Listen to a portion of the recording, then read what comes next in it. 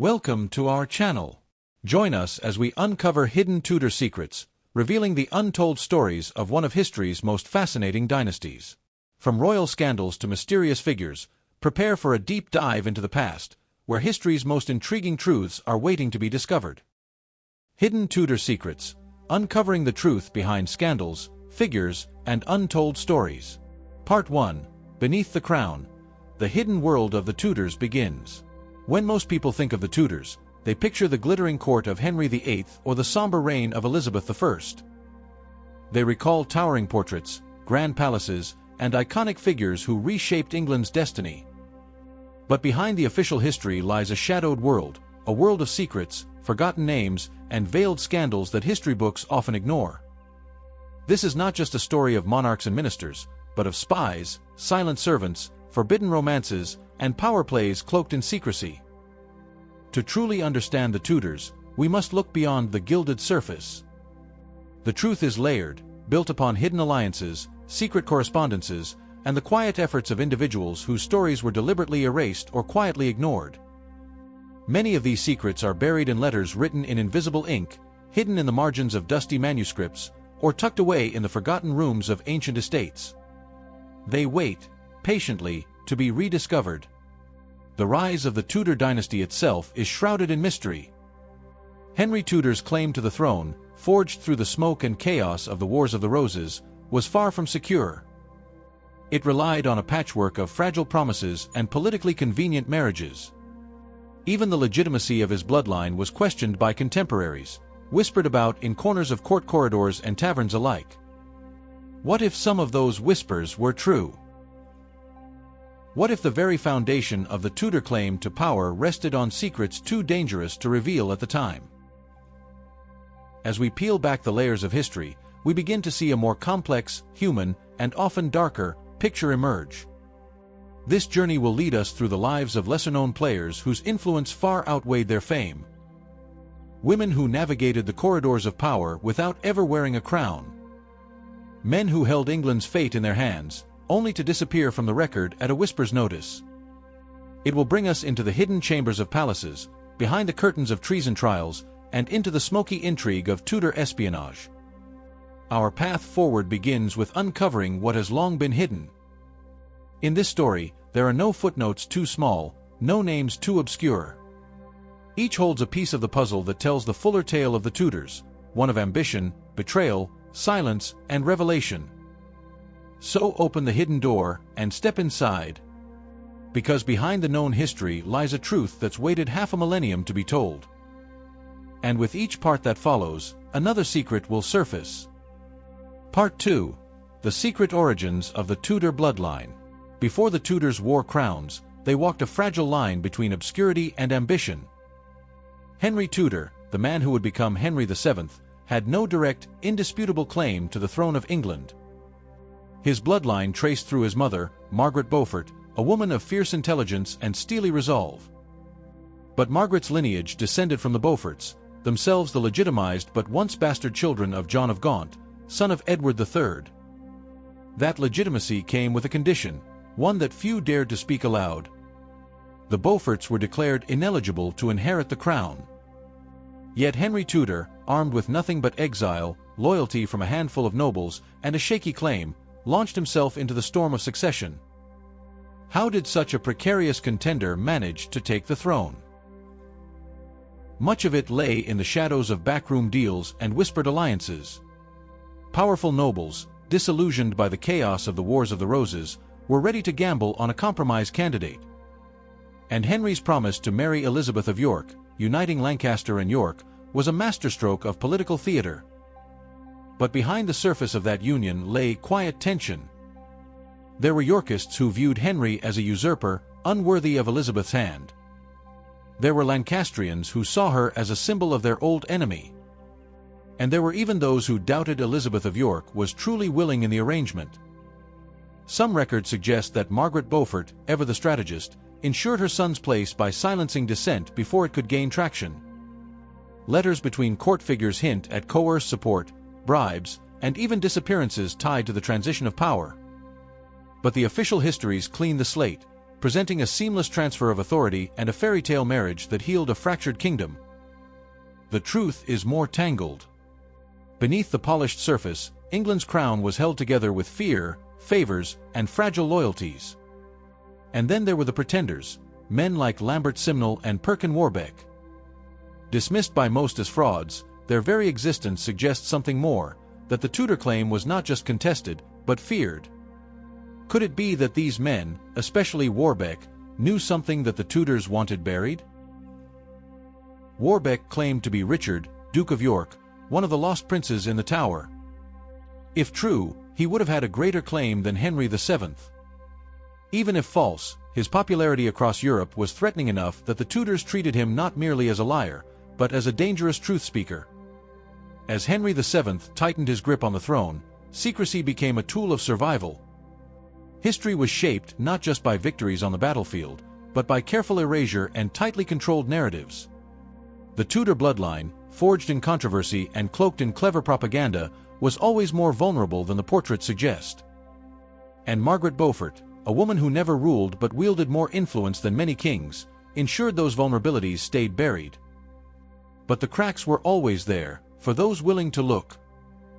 In the next part, we'll follow the thread of one such crack, through the life of a woman whose influence changed everything, but whose name remains largely forgotten. Part 3. The Forgotten Queenmaker, Margaret Beaufort's Silent Reign. Margaret Beaufort is often remembered simply as the pious mother of Henry VII. But behind that polished image lies the story of a woman who maneuvered with deadly precision through one of England's most dangerous eras. She was not a queen, nor even a regent in title, yet few wielded more influence over the Tudor dynasty's birth than Margaret. Her path was shaped by hardship. Married at just 12 years old and widowed soon after, Margaret gave birth to Henry Tudor at an age when most girls were still playing with dolls. The dangerous childbirth left her unable to bear more children. But rather than fading into the background, Margaret transformed herself into a master strategist, determined that her only son would one day rule. While in exile, Henry relied heavily on his mother's intelligence network back in England. Margaret built alliances quietly, forging bonds with discontented nobles, Yorkist widows, and key players who were ready to bet on a new regime. She used her marriage to Thomas Stanley, a powerful nobleman, to gain both protection and access to vital political channels. And she played a long game, promising support to both sides, while ensuring her son's claim remained at the forefront when the time came. When Henry won the crown at Bosworth, Margaret's influence only grew. She was styled as "My Lady the King's Mother," a title that carried more weight than it suggested. Her presence in the royal court was constant, her counsel trusted implicitly by her son. Records show that she managed her own estates, issued orders, and even signed documents in a way normally reserved for royalty. But Margaret's true genius was in staying just far enough from the center of power to avoid blame, while still directing the key decisions of Henry's reign. She orchestrated marriages, arranged alliances, and crushed threats behind the scenes. Some historians now believe that Margaret played a direct role in the fates of the princes in the Tower, the two young sons of Edward IV who vanished mysteriously from the historical record. Although suspicion traditionally falls on Richard III, some whisper that Margaret had as much to gain, if not more, from their disappearance. With the boys gone, Elizabeth of York became the key to uniting the warring houses, and thus, her marriage to Henry was inevitable. Margaret's fingerprints are everywhere, even where the official record is silent. She saw herself not just as the mother of a king, but as the architect of a dynasty. Her ability to walk the fine line between overt power and invisible influence ensured her survival in a world where most ambitious women met tragic ends. And yet, despite her monumental impact, Margaret Beaufort's story is often reduced to that of a devout matron. The truth reveals a far more formidable figure, one whose careful planning, secret alliances, and ruthless pragmatism helped birth the Tudor age. In many ways, Margaret ruled without ever wearing a crown. And without her, there might have been no Tudor dynasty at all. But Margaret's legacy was not only about kingship. It would ripple forward, influencing how Tudor monarchs themselves wielded secrecy and soft power. In the next part, we step deeper into that world, into the hidden hands that shaped the court of Henry VIII. Hands that controlled the fate of nations, yet remained largely unseen by history's spotlight. Part 4.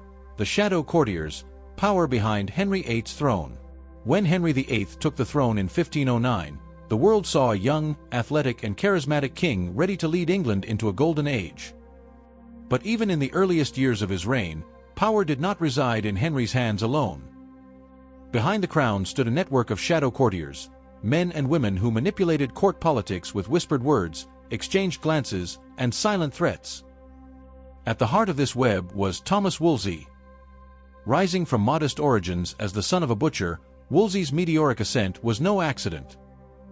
He was a master of timing, flattery, and ambition, and for nearly 2 decades, he effectively ruled England while Henry concerned himself with sport, feasting, and foreign spectacle.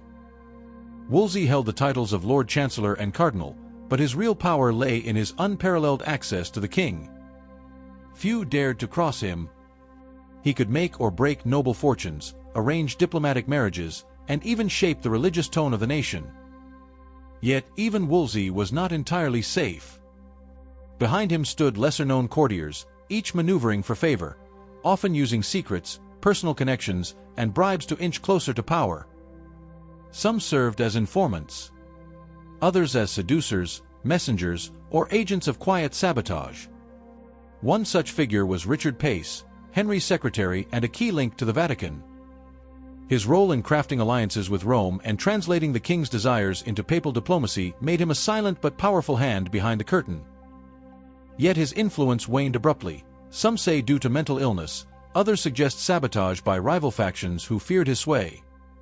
Then there was Thomas Cromwell, another self-made man who emerged from the shadows after Wolsey's fall. Cromwell's genius lay not just in administrative reform but in information, collecting it, weaponizing it, and hiding it. He ran spy networks across Europe, intercepted letters, and held files on nearly every noble in England. His quiet control over the flow of knowledge made him indispensable, and ultimately dangerous. But not all shadow courtiers were men. Women, too, played pivotal roles, often through their proximity to the Queen or the King's mistresses. Ladies-in-waiting like Margaret Bryan, Elizabeth Blunt, and later Jane Rochford were privy to royal secrets that could sway policy or end lives. Their influence, though seldom recorded, was felt in marriage arrangements, private grievances, and even accusations of treason. And the Tudor court itself, glittering with music, tournaments, and pageantry, was often a stage for deeper games. Ambitious families used their daughters as pawns. Rivals poisoned each other's reputations with rumors and half-truths. And spies walked the halls in servants' shoes, listening more than they spoke. The truth is that Henry VIII's reign, known for its drama, wives, and religious upheaval, was shaped just as much by those who never sat on a throne. Men like Wolsey, Cromwell, and the invisible army of secretaries, ladies, and spies created the scaffolding of power on which the Tudors stood. But influence in the Tudor court was always a fragile gift. A single misstep, a wrong whisper, a failed alliance, or a shift in the king's mood could send even the most powerful to the tower. In the next part, we'll peer into the darkest corner of Henry's court, the hidden machinery of espionage that turned family against family and loyalty into a fatal risk. Part 5. Tudor Espionage, Secrets, Spies, and Silent Wars. Beneath the silks and splendor of the Tudor court, a far more dangerous game was being played. It was a world of coded letters, informants cloaked in clergy, and eyes that watched from the shadows. The Tudor dynasty, born of uncertain claims and surrounded by enemies, relied heavily on one of its most powerful tools, espionage. Espionage in Tudor England wasn't just the work of foreign agents and distant wars. It existed inside the palaces, between trusted servants and noble households, and even within the king's own inner circle. Loyalty was never absolute, and betrayal could be a whisper away. Henry VII, the dynasty's founder, understood the importance of surveillance. He established networks to root out Yorkist sympathizers and those who questioned his legitimacy. He even employed spymasters, men like Sir Reynold Bray and John Morton, to monitor nobles, intercept communications, and silence dissent before it could gain traction. By the time Henry VIII took the throne, these methods had evolved into a sophisticated system of domestic and international surveillance. Ambassadors doubled as spies. priests and confessors fed information to their noble patrons. And messengers often carried more than just words. Some bore coded messages, others smuggled jewels, bribes, or dangerous secrets. But the greatest turning point came with Thomas Cromwell. Cromwell's genius was not just administrative. He mastered the art of listening, collecting, and using information as a weapon. Under his direction, informants were placed in monasteries, diplomatic courts, and even among the households of the king's wives. No corner of the kingdom was immune. During Anne Boleyn's downfall, it was spy work, not open conflict, that sealed her fate. Cromwell allegedly orchestrated a sting using vague confessions, intercepted conversations, and rumors turned into formal charges. Loyal courtiers became accusers. Even Anne's own brother was not spared. And the tools of espionage grew ever more creative. Invisible ink made from lemon juice, complex cipher systems, and trap letters designed to expose traitors became commonplace. Some of the Tudor spies were noble. Others were former criminals given a second chance in exchange for their loyalty or usefulness. But the most fascinating secret network was one rarely discussed: the women who spied. Ladies-in-waiting carried messages between queens and their families. Some were used to seduce courtiers and uncover plots. Others, like Mary Shelton or Marjorie Horseman, may have been silent players in the power shifts that unfolded behind locked doors. Treason, in Tudor times, was often manufactured, built from the right rumor at the wrong moment. And the spy network ensured that even a joke spoken too loudly could become a death sentence. Perhaps most chilling was how espionage became normalized. It was not just a method of control, but a way of life. People began to speak in half-truths, to censor their thoughts, to second-guess even their closest friends. In the Tudor court, survival meant secrecy. And the price of trust could be fatal. But spying didn't only protect the Tudors, it sometimes threatened them. In the next part, we uncover one of the most dangerous secret plots of the era, a conspiracy that, if successful, could have ended the Tudor reign altogether. Part 6. The White Rose Conspiracy, a crown in the shadows. While the Tudors sat on the throne, their enemies never truly disappeared. Lurking in exile, hiding in monasteries, or silently gathering support among discontented nobles, the Yorkist cause lived on. And among the most dangerous of these threats was the quiet but potent movement known as the White Rose Conspiracy. The name itself was drawn from the emblem of the House of York, a reminder that the Tudor grip on power was always being questioned by those who believed a truer heir still lived. The central figure in this silent rebellion was Edmund de la Pole, Earl of Suffolk.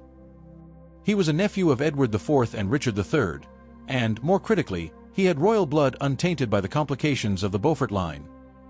After his brother John de la Pole died fighting for the Yorkists at the Battle of Stokefield, Edmund fled England. He found shelter at the court of the Holy Roman Emperor Maximilian I, who saw in him a useful pawn against the increasingly powerful Tudor realm. From 1501 onwards, Henry VII lived in fear of Edmund's claim. He feared not just the man, but the idea of him, a rallying figure for Yorkist loyalists, a symbol of unfinished battles, a name that could stir rebellion with a whisper. Henry's reaction was swift, secretive, and severe. He didn't publicly declare war. Instead, he used money, diplomacy, and espionage to pressure Maximilian into handing Edmund over. Eventually, in 1506, when Philip of Burgundy, Maximilian's son, was shipwrecked on English soil, Henry seized the opportunity. He demanded Edmund be extradited as part of the Hospitality Agreement. When Edmund was finally returned to England, he was imprisoned in the Tower, not for trial, not for open punishment, but as a political ghost. He remained there for 7 years. No formal charges, no public outrage, just a silent reminder that the Tudors could make rivals disappear without ceremony. But the conspiracy didn't end there. The White Rose faction had deeper roots than anyone suspected. Another brother, Richard de la Pole, continued the family's cause from France, styling himself the White Rose, and even receiving backing from Francis I of France. In 1523, he planned an invasion with French troops, hoping to stir rebellion while Henry VIII was distracted by war. Though the attempt failed and Richard died at the Battle of Pavia, his presence haunted the Tudors. For 2 generations, they had claimed legitimacy, but needed violence and secrecy to maintain it. There were whispers that sympathizers remained inside the English court. Some nobles, still loyal to York, wore white roses in private or celebrated Richard III's birthday in hidden feasts. Priests prayed quietly for the return of a Yorkist heir. And coded letters, found years later in monastic libraries, suggest that other plans were considered and abandoned, held back only by fear or fate. Even under Henry VIII, long after Edmund's death in the Tower, the white rose remained a forbidden symbol, a name that could not be spoken too loudly without drawing suspicion. This conspiracy wasn't a battle, it was a war of patience, of bloodlines, and of belief. A war fought in backrooms, in whispered masses, and in the minds of a divided nobility. And while it never crowned a king, the White Rose conspiracy reveals how fragile the Tudor grip on power truly was. In the next part, we turn to another ghost of Tudor history, not a prince or a pretender, but a forgotten queen whose death left unanswered questions and whose memory was almost erased. Part 7. Catherine Howard, The Vanishing of a Queen.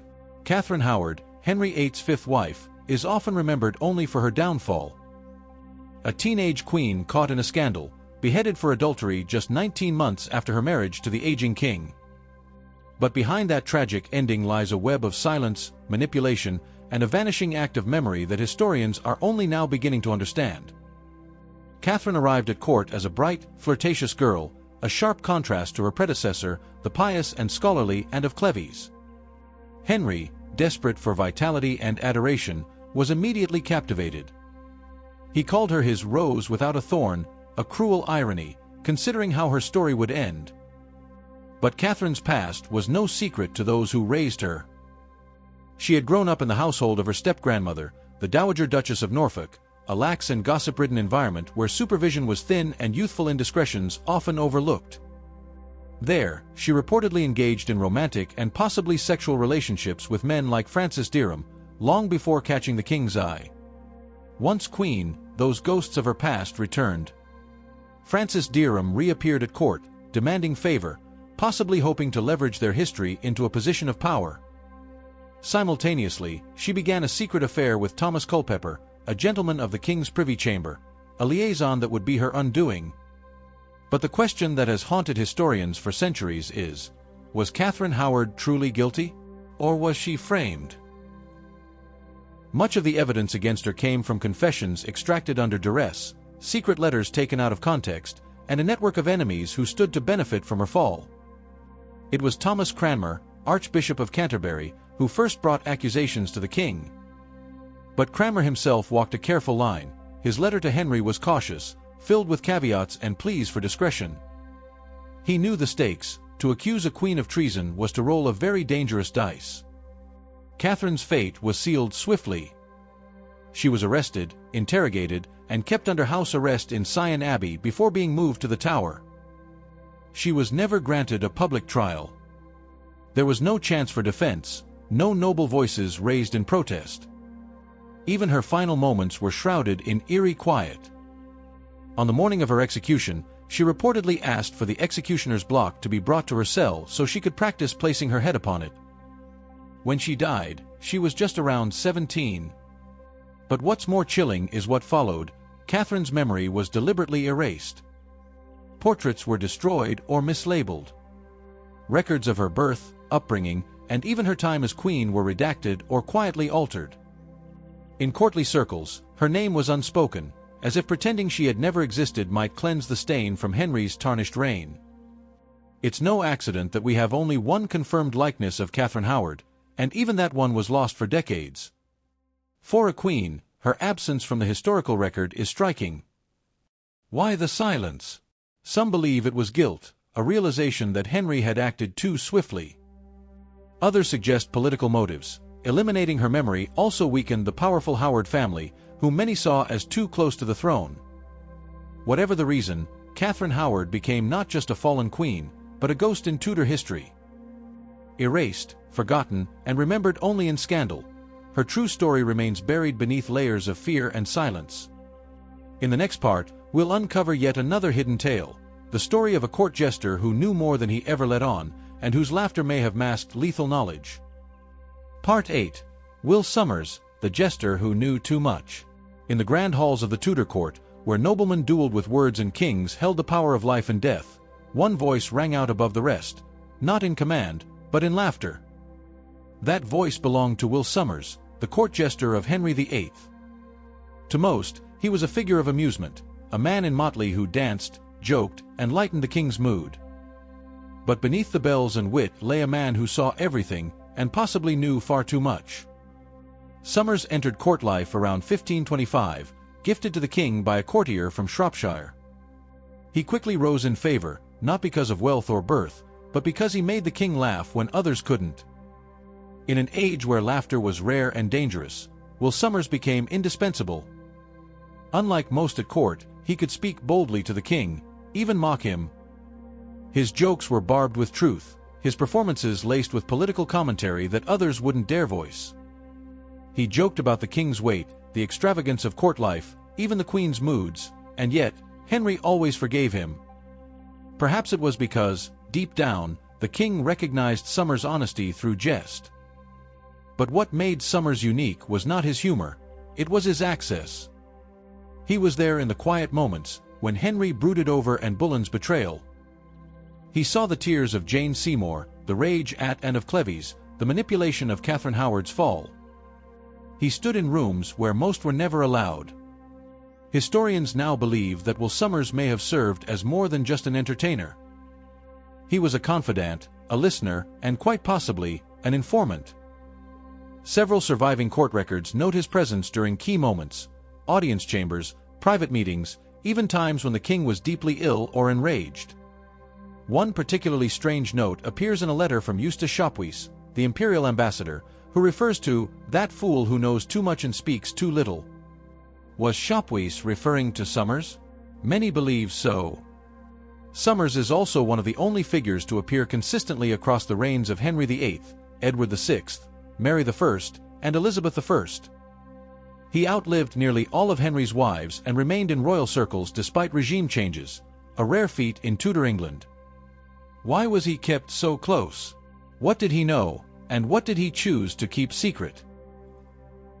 There are tales, unproven but persistent, that Somers warned Henry about court conspiracies. Some claim he hinted at Thomas Cromwell's eventual downfall through riddles and jokes. Others say he shielded certain courtiers, feeding Henry humor-laced distractions to protect those who might have otherwise been crushed. And then, as mysteriously as he appeared, Somers vanished from court records. By the late 1550s, his name fades, no record of his burial, no detailed account of his final days. Just silence. Some believe he died peacefully. Others wonder if, after decades of knowing too much, he was finally silenced, not with a sword, but with historical erasure. Because in Tudor England, knowledge was power. And power, even in the hands of a fool, could be dangerous. In the next part, we turn to a darker corner still, the chilling fate of the princes in the Tower, and how their story intersected with the Tudors' rise. Was their disappearance ever truly solved? Or were the Tudors hiding more than just ambition behind their crown? Part 9. The Princes in the Tower, a Tudor Silence. In the summer of 1483, two young princes, Edward V and his younger brother Richard, Duke of York, were taken to the Tower of London. They were placed there by their uncle, Richard, Duke of Gloucester, who claimed it was for their protection. Shortly after, they vanished. No official announcement, no funeral, no public mourning, just silence. The disappearance of the princes has haunted English history for over 5 centuries.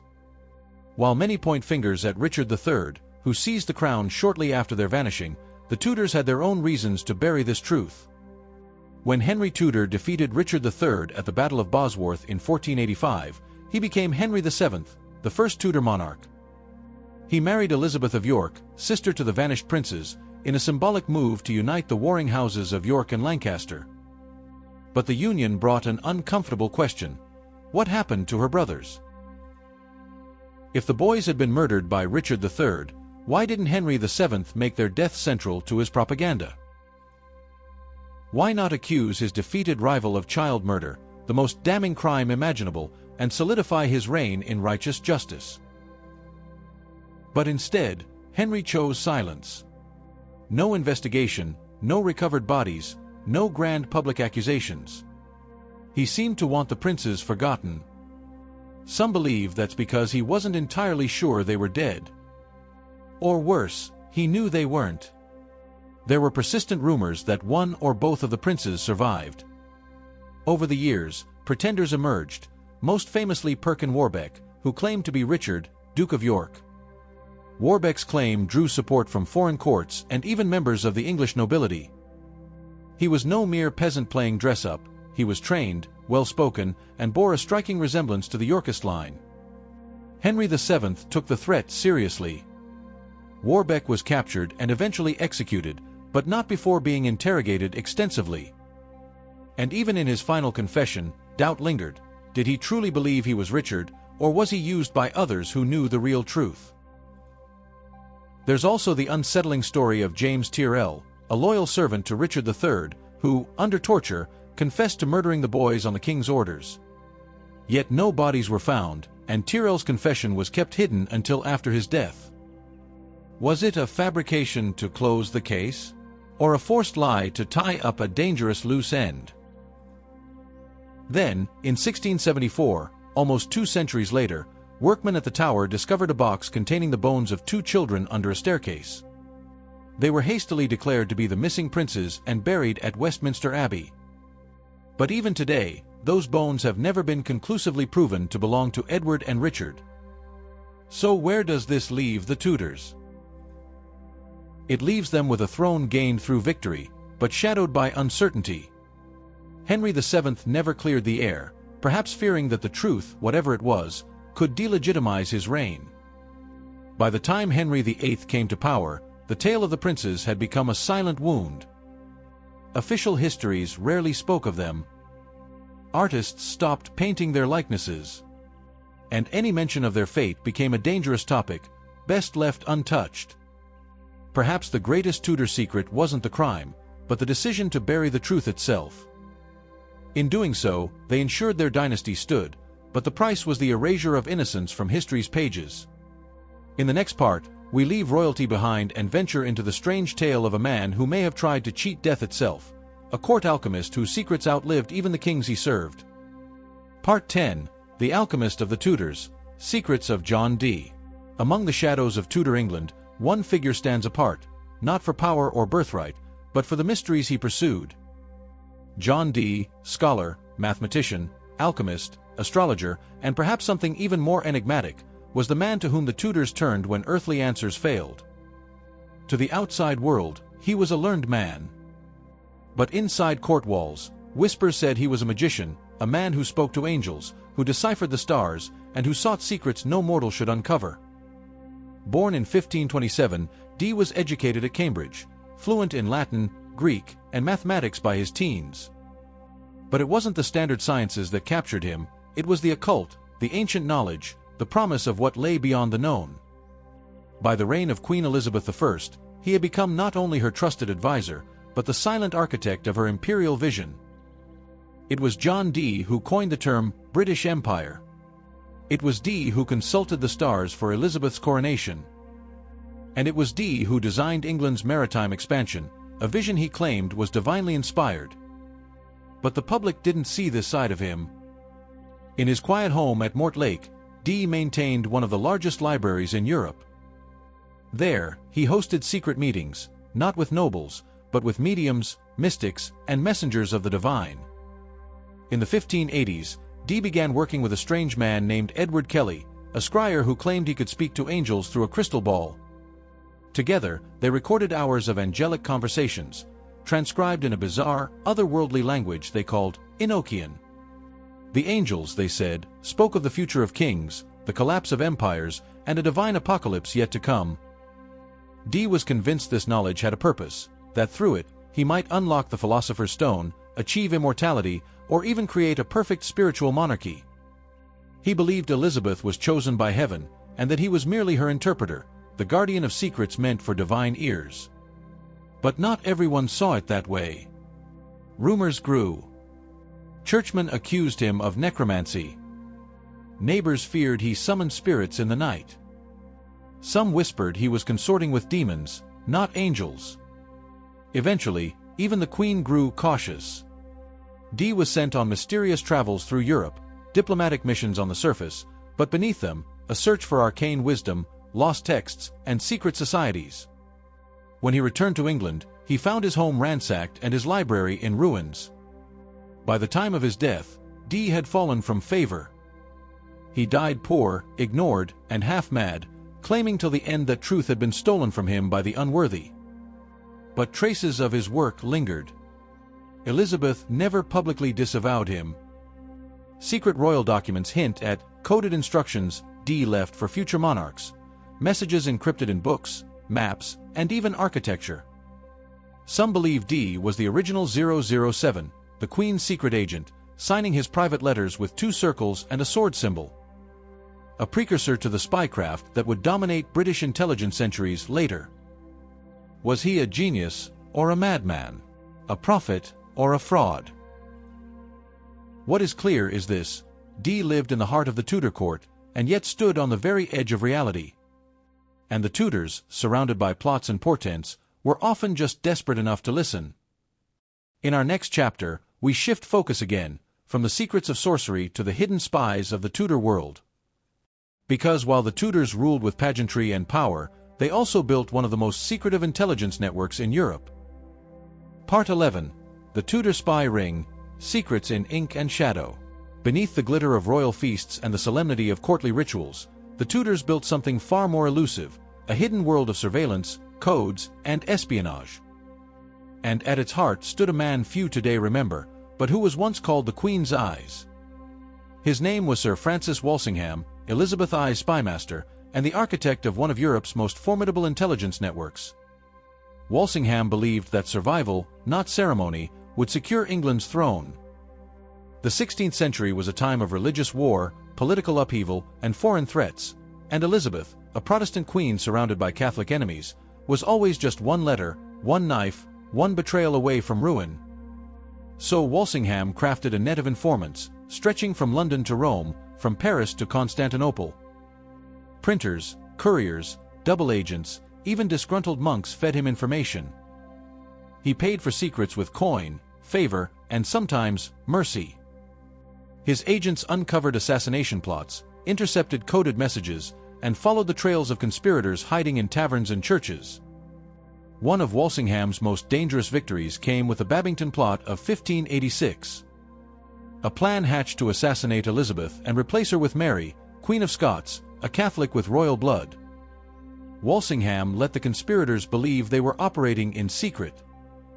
In truth, every message they sent, encrypted and hidden in beer barrels, was already in his hands. He had placed a double agent in their midst and even allowed the plot to unfold just enough to ensnare Mary herself. The final proof came in the form of a ciphered letter, in which Mary gave her support for Elizabeth's murder. Walsingham cracked the code, delivered the evidence to the Queen, and secured Mary's execution. But even this success came at a moral cost. Walsingham was haunted by the weight of what he'd orchestrated. Some accounts suggest he kept a book of names, men and women sacrificed for the safety of the crown. He called it his ledger of shadows.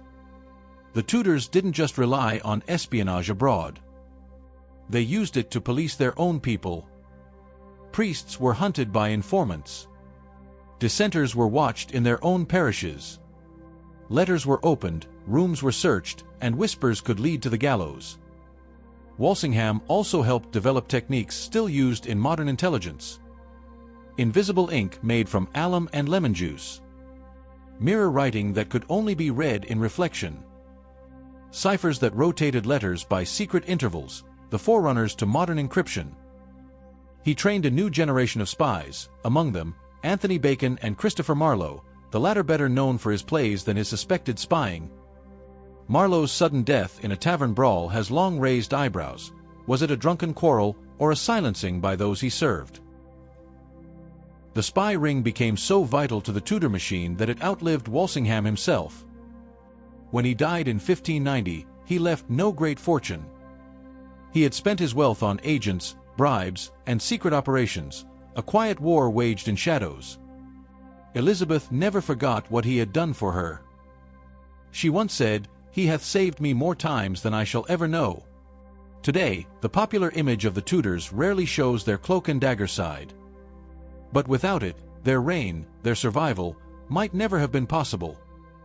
In Tudor England, the sword was visible, but the dagger hidden in the dark often cut deeper. Next, we delve into the eerie tale of a lost royal child, a figure erased from memory, whose existence may have posed a threat so dangerous, even the family that birthed them chose silence. Part 12. The Forgotten Tudor, a royal child erased. In dynasties built on bloodlines and succession, every child matters. Every legitimate birth is celebrated. Every heir is watched, weighed, and woven into the fabric of the realm. But some names never made it into the tapestry. Some stories were scrubbed clean before the ink had dried.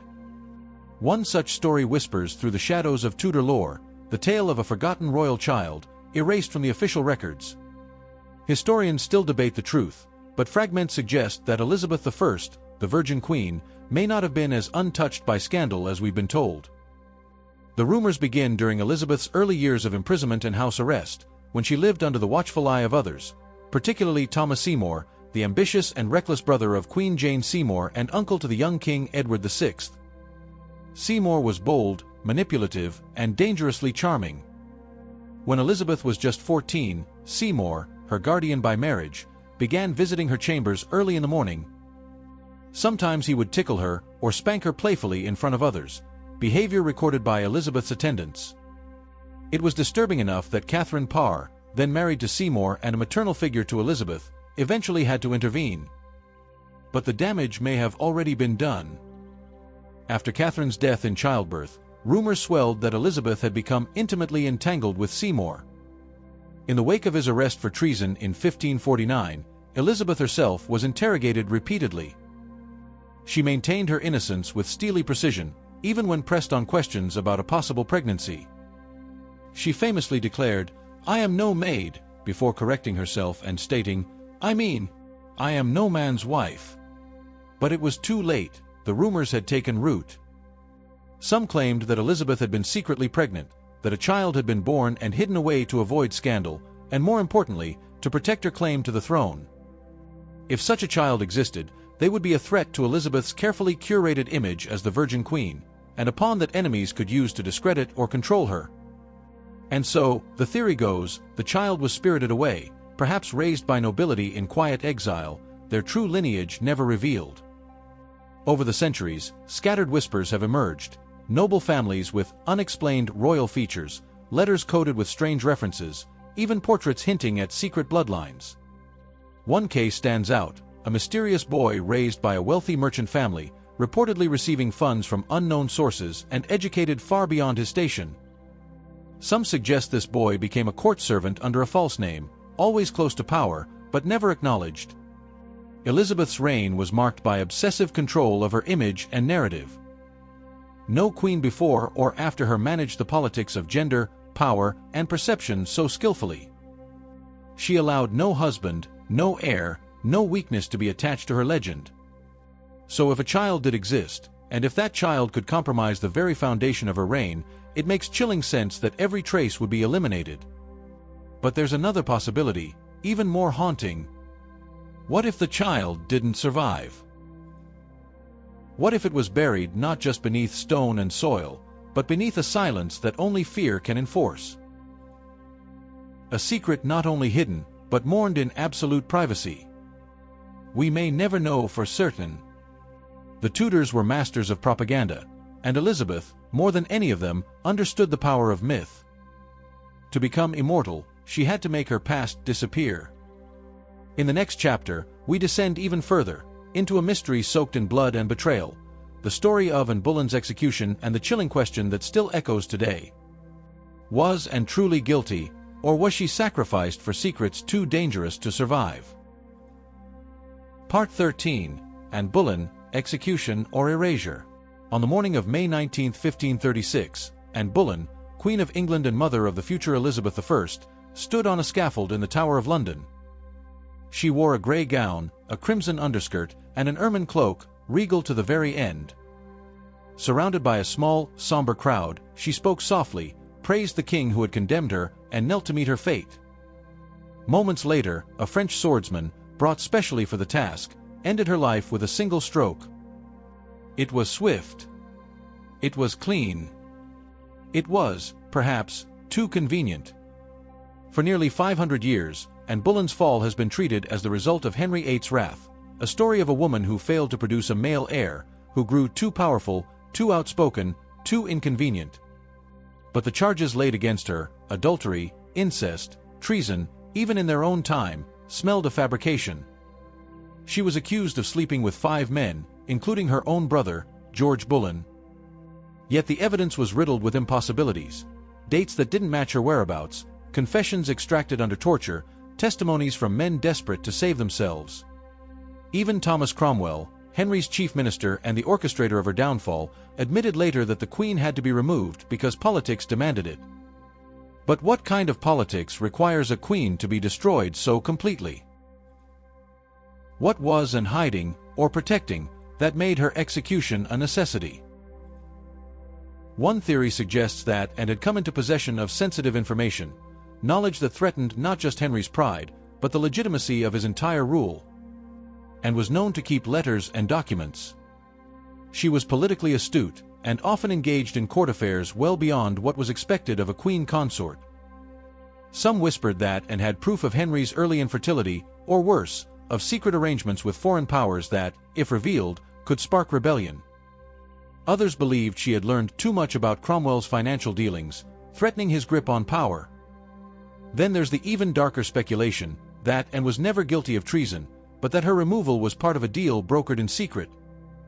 In this version, Henry was already preparing to marry Jane Seymour, and needed Anne gone quickly and quietly. A clean execution, a public spectacle, and then silence. Documents sealed, witnesses paid or silenced, and a new queen crowned within days. Yet Anne's memory lingered, dangerously so. Her daughter, Elizabeth, would become one of England's greatest monarchs.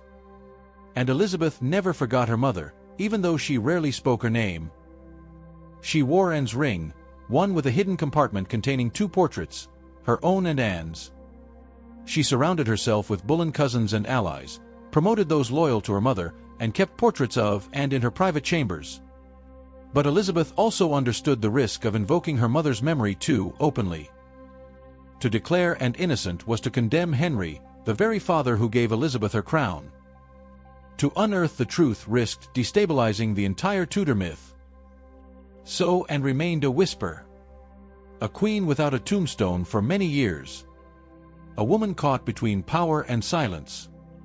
Today, historians still debate the evidence, still search for hidden letters, lost transcripts, buried confessions. What is certain is that Anne's death was not a mere matter of justice. It was political. It was surgical. And it may have been a calculated erasure, one that almost succeeded. In our final chapter, we'll step back and look at the grand design, the full mosaic of hidden truths, lost voices, and covered tracks. Because the Tudors were not just builders of a dynasty, they were architects of historical illusion. Part 14, The Tudor Veil, Secrets, Silence, and Survival. The Tudor dynasty thrived on opulence and spectacle, grand pageants, royal marriages, and public displays of power. But beneath this surface, a far more complex and precarious structure was at play, one built not just on royal decrees, but on the careful management of secrets. The Tudors understood that a kingdom's strength didn't come only from its armies or its wealth, but from the control of narrative, the power of what was hidden, and the ability to manipulate perception. Take, for example, the declaration of legitimacy that Henry VIII had to secure for his marriage to Anne Boleyn. This was not just about royal will, it was about controlling the fate of England's future kings.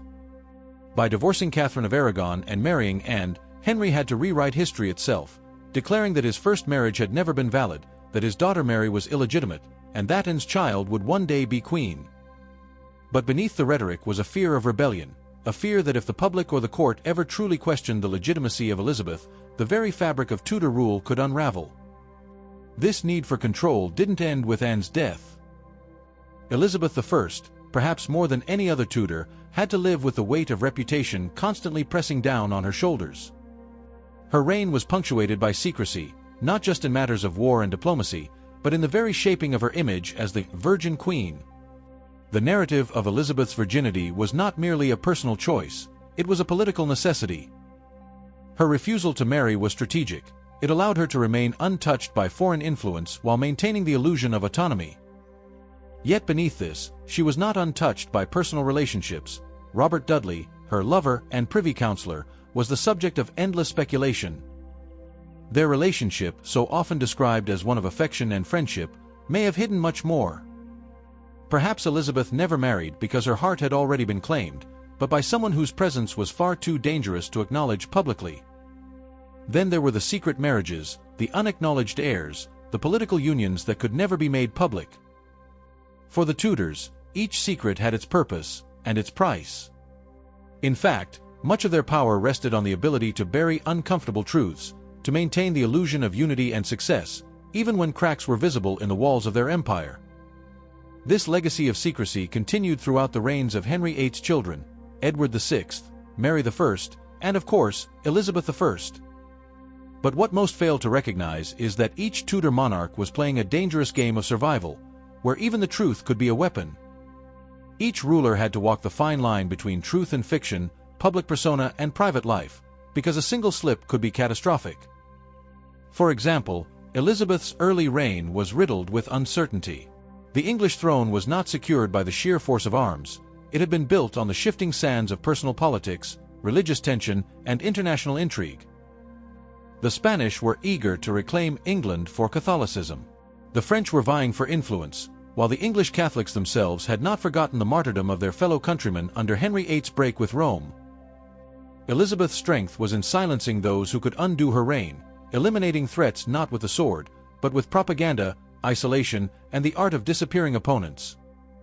Consider the fate of Mary, Queen of Scots, a woman whose claim to the throne was never officially erased, but whose every move was tracked, suppressed, and ultimately executed in a carefully orchestrated drama of dynastic survival. Mary's execution was not merely a punishment for plotting against Elizabeth. It was a statement, an effort to ensure that any pretender to the throne who would threaten the Tudor legacy would have no voice, no allies, no future. In the end, the Tudors were not only rulers of England, but masters of perception. They understood that history is not just written in the events themselves, but in the way those events are presented, framed, and even erased. And thus, the Tudors constructed a dynasty not just on the backs of their soldiers or the strength of their alliances, but on their mastery of secrecy and silence. For the Tudors, survival meant creating legends, disguising weaknesses, and rewriting the past, all to ensure the future would remain their own. As we reach the final chapter of this journey, we must ask ourselves, what truth lies behind the Tudor veil, and how much of it has been lost forever in the shadows? Part 15. The Legacy of the Tudors, the Unwritten Chapters. The final chapter of the Tudor saga isn't written on parchment or stone. It's woven into the very fabric of England, lingering in the whispers of the past, in the way history continues to shape the present. The Tudors, for all their intrigues, betrayals, and brutal machinations, left a mark so deep that even centuries after their reign, their influence can still be seen in England's political institutions, cultural evolution, and royal traditions. At the heart of this legacy is the very idea of sovereignty, that a monarch could define the identity of an entire nation, that one individual's decisions could sway the course of history. Henry VIII's decision to break from the Catholic Church and create the Church of England forever altered the religious landscape of Europe, sowing the seeds of Protestantism that would ripple across generations. His divorce and subsequent marriages weren't just personal matters, they were battles for control over both religious and political power, a conflict that reverberates in the marriage of church and state seen in modern politics. But it was Elizabeth I, who lived through so much turmoil, who shaped the modern conception of monarchy. Her reign established the ideal of the monarch as a powerful, independent figure, a ruler who, though often seen as divine, was also a product of statecraft and political survival. She skillfully navigated a realm of intrigue, espionage, and diplomacy, and in doing so, her reign marked the height of Tudor strength, both military and cultural. Yet the most enduring legacy of the Tudors isn't found in the buildings they built, or the wars they won, but in their myth-making. The Tudors perfected the art of creating a royal narrative, one that both embellished their grandeur and silenced their flaws. Elizabeth I transformed herself into the Virgin Queen, an image of purity and unchallenged authority, even though her life was filled with human complexities, fears, and desires. And Henry VIII, though vilified for his tyranny and manipulation, became the larger-than-life king, a force of nature who was beyond the usual measures of power or morality. Their legacy is perpetuated not only in historical records, but in fiction, film, and popular culture. The Tudors have lived on in stories told for generations, from the drama of Shakespeare's history plays to the modern portrayal of their reign in television series like The Tudors and Victoria. These stories are not just retellings of the past, they are new interpretations, often shaped by contemporary desires to understand power, identity, and legitimacy. Yet, for all the portrayals of the Tudors, the truth behind their rule remains elusive. The real story of Henry VIII's tortured marriages, Elizabeth's complex relationship with her advisors, or Anne Boleyn's final days, each piece of the puzzle remains fragmented, just beyond our grasp. Some secrets will forever remain buried, hidden beneath layers of political strategy, royal paranoia, and the careful construction of public persona. In the end, the Tudor legacy is a testament to the power of myth in history. They were not simply rulers, they were the architects of their own legends, and in doing so, they shaped how history would remember them. The Tudors understood that the past is not only what happened, it's what people choose to remember and how they choose to tell it. Today, their influence continues to affect us, from the political games played in Parliament to the way modern monarchies shape their public image.